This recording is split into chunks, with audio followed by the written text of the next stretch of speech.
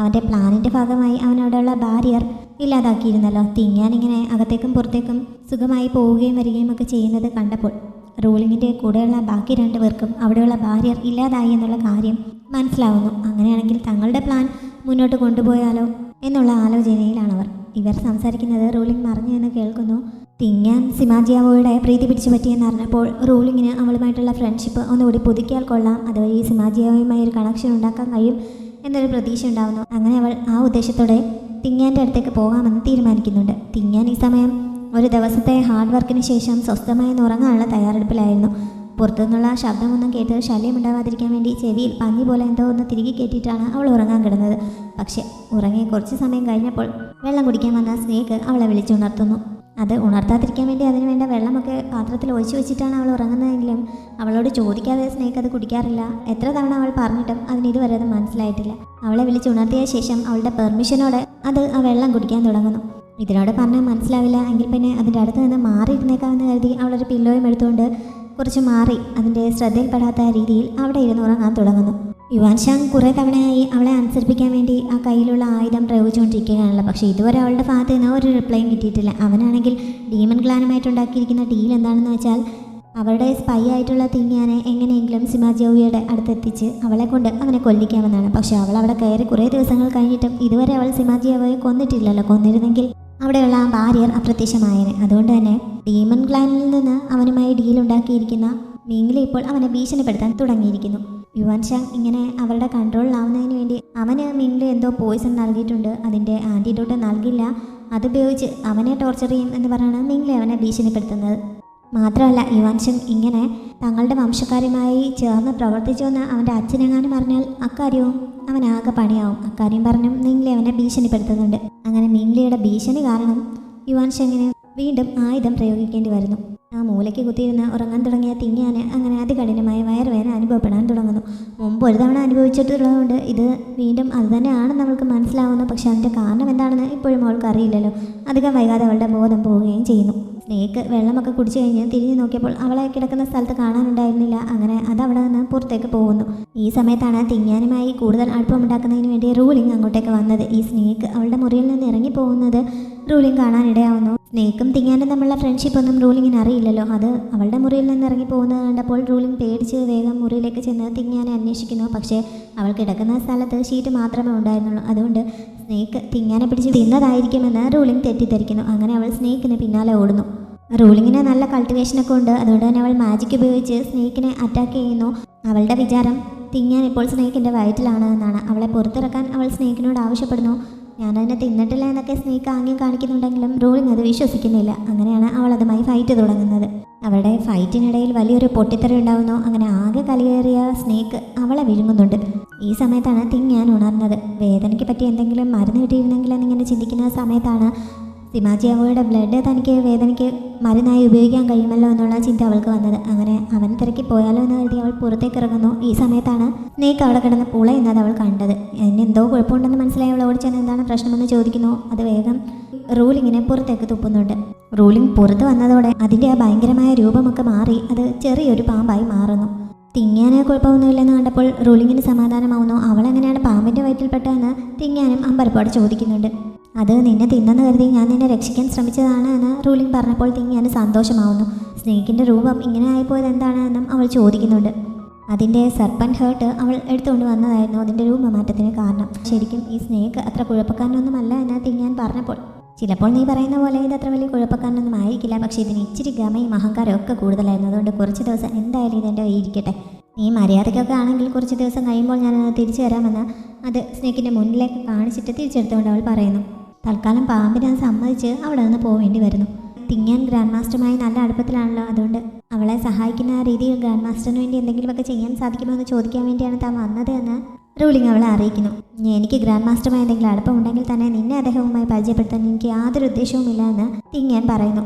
താൻ കൂടുതൽ ഇഷ്ടം പിടിച്ചു പറ്റുമോ എന്നുള്ള പേടി കാരണമാണ് അവളിങ്ങനെ പറയുന്നതെന്നാണ് റൂളിംഗ് ആദ്യം കരുതിയത്. പക്ഷേ അതുകൊണ്ടല്ല, അവളുടെ സേഫ്റ്റിയെ കരുതിയാണ് എന്ന് തിങ്ങാൻ തുറന്ന് പറഞ്ഞപ്പോൾ റൂളിങ്ങിന് സന്തോഷമാവുന്നുണ്ട്. അതുകൊണ്ട് തന്നെ പിന്നെ അവൾ തിങ്ങാനെ നിർബന്ധിക്കുന്നില്ല. സ്നേക്ക് തൻ്റെ ഇപ്പോഴത്തെ രൂപത്തിൽ സിമാജിയോയുടെ അടുത്തെത്തുന്നു. എന്താണ് കാര്യമെന്ന് സിമാജിയോയ്ക്ക് വൈകാതെ തന്നെ മനസ്സിലാവുന്നുണ്ട്. തനിക്ക് വേണ്ടി സംസാരിക്കാൻ സ്നേക്ക് സിമാജിയോട് റെക്കമെൻഡ് ചെയ്യുന്നു. പക്ഷേ അവൻ അതിന് തയ്യാറാവുന്നില്ല. നമ്മൾ ഈ മൗണ്ടൻ വിട്ട് പോകാനുള്ള സമയം എടുക്കുന്നു. ഈ ഫുൾ മൂൺ ആകുമ്പോഴത്തേക്കും അതിനുള്ള സമയം എത്തും എന്ന് മാത്രം അവൻ പറയുന്നുണ്ട്. അടുത്ത ദിവസം സ്നേക്ക് തിങ്ങാൻ്റെ അടുത്തെത്തിയപ്പോൾ എങ്ങനെയാണ് ഗ്രാൻഡ് മാസ്റ്ററെ സന്തോഷിപ്പിക്കാൻ പറ്റുന്നത് എന്നൊക്കെ തിങ്ങാൻ ചോദിച്ചറിയാൻ ശ്രമിക്കുന്നു. സ്നേക്കിൽ നിന്ന് കിട്ടിയ ഡീറ്റെയിൽസുമായിട്ടാണ് അന്ന് അവൾ അവൻ്റെ അടുത്ത് ജോലിക്ക് പോയത്. അന്നത്തെ അവളുടെ പെരുമാറ്റം കണ്ടപ്പോഴേ അവൾക്ക് എന്തോ കാര്യം സാധിക്കാനുണ്ട് എന്ന് അവന് മനസ്സിലാവുന്നു. അങ്ങനെ എന്താണ് അവളുടെ ആവശ്യമെന്ന് അവൻ ചോദിക്കുന്നു. ഇന്നലെ രാത്രിയും എൻ്റെ വയറ് നന്നായി വേദനിച്ചു. ഞാൻ ചത്തുപോകുമെന്ന് തന്നെ ഞാൻ കരുതിയതാണ്. അതുകൊണ്ട് മുമ്പത്തെ പോലെ കുറച്ച് ബ്ലഡ് എനിക്ക് തരുമോ എന്നവൾ ചോദിക്കുന്നു. തൻ്റെ ശരീരം കൊണ്ട് അവനും ഉപകാരമുണ്ടല്ലോ, അതിന് പകരമായി കരുതിയാൽ മതി എന്നുള്ള രീതിയിലാണ് അവൾ സംസാരിച്ചത്. അവളിങ്ങനെ ഡീലുണ്ടാക്കാൻ ശ്രമിക്കുകയാണോ എന്ന് ചോദിച്ച് അവൻ കുറച്ച് ദേഷ്യപ്പെടുന്നു. അങ്ങനെയല്ല, ഞാൻ അപേക്ഷിക്കുകയാണെന്ന് അവൾ പറഞ്ഞപ്പോൾ എൻ്റെ മൂഡ് അനുസരിച്ച് എനിക്ക് തോന്നുന്നത് പോലെ ഞാൻ ചെയ്യും എന്നവൻ പറയുന്നു. അങ്ങനെ അവൻ്റെ മൂഡ് ശരിയാക്കാൻ വേണ്ടിയുള്ള ശ്രമം അവൾ തുടങ്ങുന്നുണ്ട്. എന്ത് ചെയ്താലാണ് അവൻ്റെ മൂഡ് ശരിയാവുകയെന്ന് ചോദിച്ചുകൊണ്ട് അവൾ അവൻ്റെ പിന്നാലെ കൂടുന്നു. അങ്ങനെ അവൻ്റെ പുറകെ ഓടുന്ന സമയത്താണ് പെട്ടെന്ന് നിന്ന് അവൻ്റെ പുറകിലേക്ക് അവൾ ചെന്ന് ഇരിച്ചു നിന്നത്. അവൻ ദേഷ്യത്തോടെ തിരിഞ്ഞു നിന്നിട്ട് കൊല്ലാൻ പഠിക്കുകയാണെങ്കിൽ എൻ്റെ മൂഡ് ശരിയാവും എന്ന് അവളോട് പറയുന്നുണ്ട്. അത് പക്ഷേ കുറച്ച് കൂടുതലല്ലേ എന്ന് അവൾ ചോദിച്ചപ്പോൾ അവനൊന്നും മറുപടി പറയാതെ അവിടെ നിന്ന് പോകുന്നു. എന്തായാലും അവൻ്റെ മൂഡ് ശരിയാക്കാൻ പറ്റിയ എന്തെങ്കിലും വഴിയുണ്ടോ എന്ന് കണ്ടുപിടിക്കുമെന്ന് അവൾ തീരുമാനിക്കുന്നു. അങ്ങനെ അവൾ വീണ്ടും സ്നേക്കിനോട് അതിനെപ്പറ്റി ചോദിക്കുന്നു. അവളുടെ മുറിയിലുണ്ടായിരുന്ന പില്ലോയുടെ അടുത്തേക്ക് ചെന്ന സ്നേക്ക് എന്തോ കാണിക്കുന്നുണ്ട്. ആദ്യം അവന് പില്ലോ ഇഷ്ടമാണെന്നാണ് അവൾ കരുതിയത്. പിന്നീടാണ് അവന് ഉറക്കം കിട്ടാറില്ല, അതുകൊണ്ട് ഉറങ്ങുന്നതാണ് അവൻ്റെ മൂഡ് ശരിയാക്കാൻ പറ്റിയ നല്ല കാര്യമെന്ന് സ്നേക്ക് ഉദ്ദേശിക്കുന്നതെന്ന് അവൾക്ക് മനസ്സിലാവുന്നു. അങ്ങനെ അവന് നല്ല ഉറക്കം കിട്ടാൻ സഹായിക്കുന്ന ഒരു മസാജ് ടെക്നിക്ക് തനിക്ക് അറിയാമെന്ന് പറഞ്ഞ് അവൾ എന്തൊക്കെയോ സാധനങ്ങളുമായി അവൻ്റെ അടുത്തേക്ക് ചെല്ലുന്നു. തന്നെ ഉറക്കി കിടത്തിയിട്ട് അവൾക്ക് എന്തോ പണി ഒപ്പിക്കാനാണ്. എന്തായാലും അവസാനം അവൾ താനെ നിറം കാണിക്കാൻ ഒരുങ്ങുകയാണ് എന്നൊക്കെയാണ് അവൻ വിചാരിച്ചത്. അതുകൊണ്ട് തന്നെ അവളുടെ ഉദ്ദേശം എന്താണെന്ന് അറിയാമെന്ന് കരുതി അവൾ ആവശ്യപ്പെട്ടതുപോലെ അവൾ കിടന്നു കൊടുക്കുന്നു. ആദ്യം അവൾ അവൻ്റെ മുഖത്തേക്ക് ഒരു തുണി വലിച്ചിട്ടിട്ടാണ് തലയിൽ എന്തോ തേക്കാൻ തുടങ്ങിയത്. മസാജ് ചെയ്യുന്ന കൂട്ടത്തിൽ തൻ്റെ ആവശ്യത്തെക്കുറിച്ചും അവൾ ചെറുതായി പറഞ്ഞു തുടങ്ങുന്നു. അപ്പോൾ തന്നെ അവൻ തുണി കുറച്ച് താഴേക്ക് നീക്കിയിട്ട് എന്താണ് നിൻ്റെ ആവശ്യം എന്ന് ചോദിക്കുന്നുണ്ട്. ബ്ലഡിനെ പറ്റിയാണ് അവൾ പറഞ്ഞത്. അതിൻ്റെ കൂട്ടത്തിൽ 5 ദിവസമായി ഞാൻ തുടർച്ചയായി ജോലി ചെയ്തുകൊണ്ടിരിക്കുകയാണ്. അതുകൊണ്ട് എനിക്ക് 2 ദിവസം ഓഫ് വേണ്ട, 1 ദിവസമെങ്കിലും അവധി തന്നൂടെ എന്ന് അവൾ ചോദിക്കുന്നു. അത്രയും ആയപ്പോഴേക്കും അവൻ ബാക്കി തുണിയോടെ വലിച്ച് മാറ്റിയിട്ട് നിനക്കെങ്ങനെ ചോദിക്കാൻ നാണമില്ല എന്ന് ചോദിച്ച് അവിടെ നിന്ന് എഴുന്നേറ്റ് പോകുന്നുണ്ട്. ഇതിനകത്ത് ഇത്ര നാണിക്കാൻ എന്തിരിക്കുന്നു എന്നൊക്കെ അവൾ അവിടെ നിന്ന് പറയുന്നു. എന്തായാലും തൻ്റെ പ്ലാനൊന്നും നടക്കുന്നില്ലല്ലോ എന്നോർത്ത് അവൾ നിരാശയാവുന്നുണ്ട്. സിമാജിയാവോ നേരെ പോയത് ആ ഫ്ലവറിൻ്റെ അടുത്തേക്കായിരുന്നു. തിങ്ങാൻ കാരണം അവൻ്റെ ആ സ്പിരിറ്റ് ഫയറിൻ്റെ പൊള്ളലൊക്കെ കുറച്ച് കുറഞ്ഞിരിക്കുകയാണല്ലോ.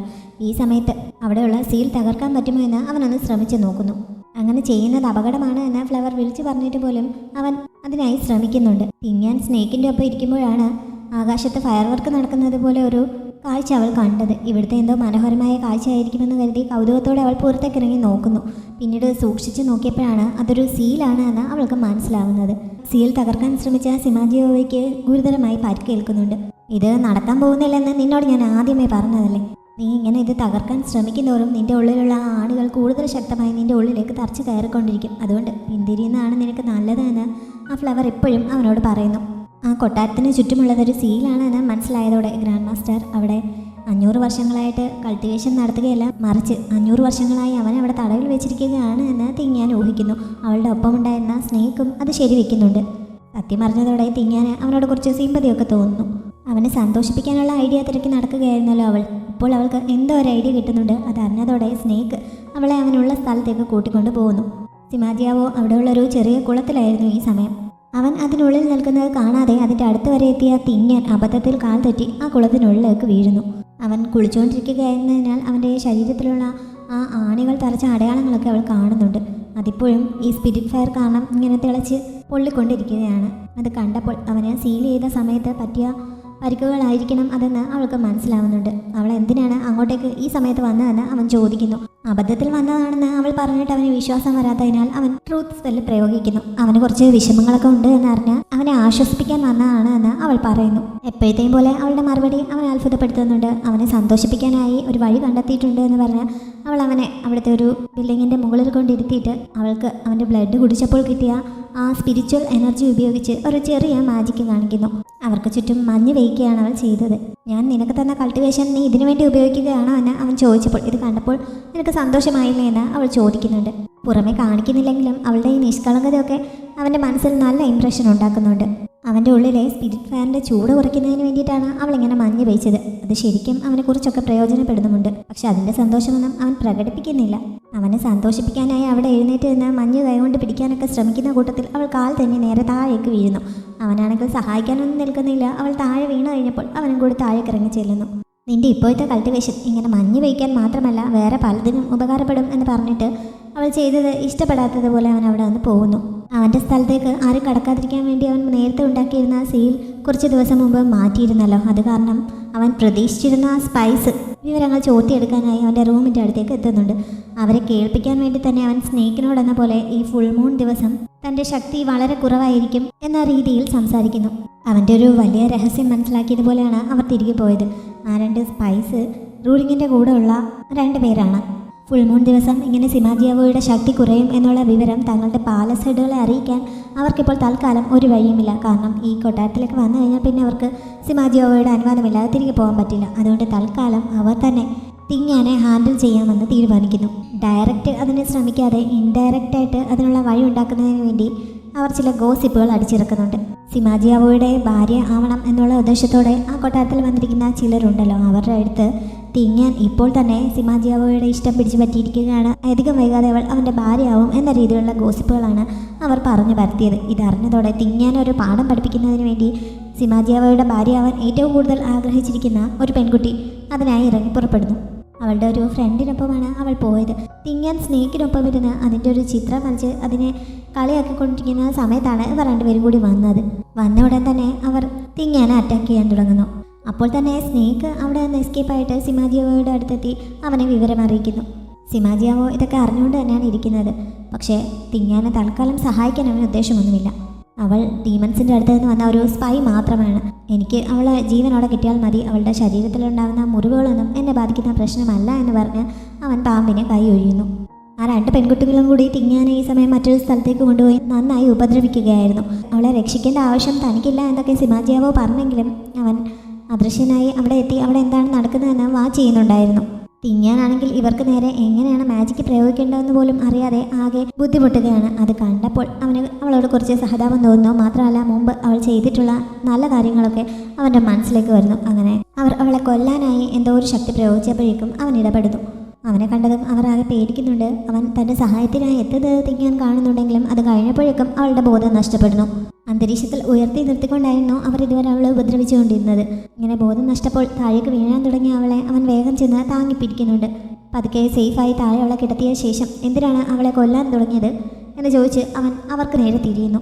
കൂട്ടത്തിൽ ഒരു പെൺകുട്ടി മുന്നോട്ട് നീങ്ങിയിരുന്നിട്ട് അവൻ അവളെ മാത്രം ഇഷ്ടപ്പെടുന്നതിൻ്റെ അസൂയ കൊണ്ടാണ് എന്ന രീതിയിൽ മറുപടി നൽകുന്നു. പക്ഷേ സിമാജിയാവോ പെട്ടെന്ന് തന്നെ അവളുടെ നേർക്ക് ട്രൂത്ത് സ്പെല്ല് പ്രയോഗിക്കുന്നു. അതോടെ അവൾ സത്യം തുറന്നു പറയാൻ തുടങ്ങുന്നു. അവൾ ഇവിടേക്ക് വന്നതിൻ്റെ ഉദ്ദേശം എങ്ങനെയെങ്കിലും അവൻ്റെ ഭാര്യയായ ശേഷം അവൻ്റെ കുഞ്ഞിനെ ഗർഭം ധരിക്കുക.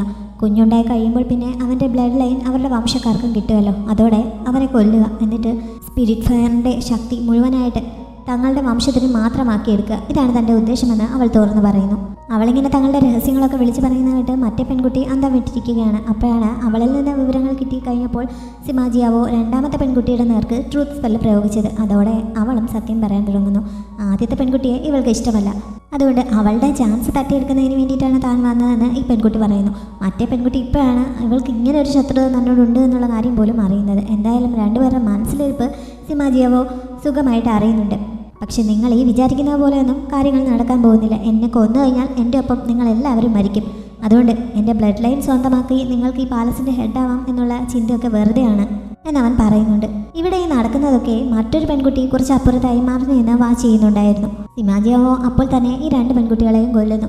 3ാമത്തെ പെൺകുട്ടി കാലൊന്ന് അനക്കിയപ്പോൾ അവളുടെ സാമീപ്യവും അവൻ തിരിച്ചറിയുന്നു. അങ്ങനെ അവളെയും അവൻ കൊല്ലുന്നുണ്ട്.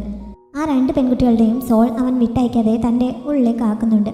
അതിനുശേഷം തിങ്ങാൻ്റെ അടുത്തെത്തി തൻ്റെ ബ്ലഡ് ഉപയോഗിച്ച് അവളെ ട്രീറ്റ് ചെയ്യുന്നു. അപ്പോഴേക്കും റൂളിംഗ് തിങ്ങാനെ അന്വേഷിച്ച് അങ്ങോട്ടേക്ക് എത്തുന്നു. എന്താണ് തിങ്ങാന് സംഭവിച്ചതെന്ന് അവൾ സിമാജിയാവോയോട് ചോദിക്കുന്നുണ്ടെങ്കിലും അതിന് മറുപടി നൽകാതെ അവൻ അവിടെ നിന്ന് പോകുന്നു. നേരത്തെ 2 പെൺകുട്ടികൾ മരിച്ച സ്ഥലത്ത് കിടക്കുന്ന ബ്ലഡിൻ്റെ അടയാളമൊക്കെ റൂളിംഗ് കാണുന്നുണ്ട്. എന്തോ സംഭവിച്ചിട്ടുണ്ട് എന്നല്ലാതെ എന്താണ് അവിടെ ശരിക്കും നടന്നതെന്ന് അവൾക്ക് ഐഡിയയില്ല. ആ പെൺകുട്ടികൾ മരിച്ചതോടെ അവരുടെ ലൈഫ് ലാമ്പ് അണയുന്നു. പാലസ് ഹെഡ്സ് എല്ലാം അവിടെ തന്നെ ഉണ്ടായിരുന്നതിനാൽ അവരിത് കാണുന്നുണ്ട്. പെൺകുട്ടികളുടെ സോൾ സമൺ ചെയ്യാൻ ശ്രമിച്ചിട്ട് അത് നടക്കുന്നില്ല. സിമാജിയാവോ ഇത്രയ്ക്ക് ക്രൂരത കാണിക്കുന്നതിനെ പറ്റിയൊക്കെ അവർ പരാതിപ്പെടുന്നുണ്ട്. അപ്പോഴാണ് 3ാമത്തെ ലൈഫ് ലാമ്പ് അണഞ്ഞത് അവർ ശ്രദ്ധിക്കുന്നത്. ആ പെൺകുട്ടിയുടെ സോൾ സമൺ ചെയ്യാൻ ആ പാലസ് ഹെഡിന് സാധിക്കുന്നു. 500 വർഷങ്ങൾക്കിടയിൽ സിമാജിയാവോ ഏറ്റവും കൂടുതൽ വീക്കായിരിക്കുന്നത് ഈ വരുന്ന ഫുൾ മൂൺ ദിവസം ആയിരിക്കും എന്നുള്ള വിവരം അവൻ സ്നേക്കിനോട് പറയുന്നത് ഈ പെൺകുട്ടിയും കേട്ടിട്ടുണ്ടായിരുന്നു. അവൾ അക്കാര്യം ഈ പാലസ് ഹെഡുകളെ അറിയിക്കുന്നു. പക്ഷേ ഈ ന്യൂസ് സത്യമാണോ എന്നുള്ള കാര്യത്തിൽ അവർക്കിടയിൽ ചില തർക്കങ്ങളുണ്ടാവുന്നുണ്ട്. സിമാജിയാവോ അങ്ങനെ വീക്കാവാൻ ഒരു സാധ്യതയുമില്ല എന്ന് കുറച്ച് പേർ വാദിക്കുന്നു. പക്ഷേ അങ്ങനെയൊന്ന് ചിലപ്പോൾ സംഭവിക്കാൻ സാധ്യതയുണ്ട് എന്നും മറ്റു ചിലർ വാദിക്കുന്നുണ്ട്. എന്തായാലും ഫുൾ മൂൺ ദിവസം നേരിട്ട് പോയി ഇത് ചെക്ക് ചെയ്യാമെന്ന് അവർ തീരുമാനിക്കുന്നുണ്ട്.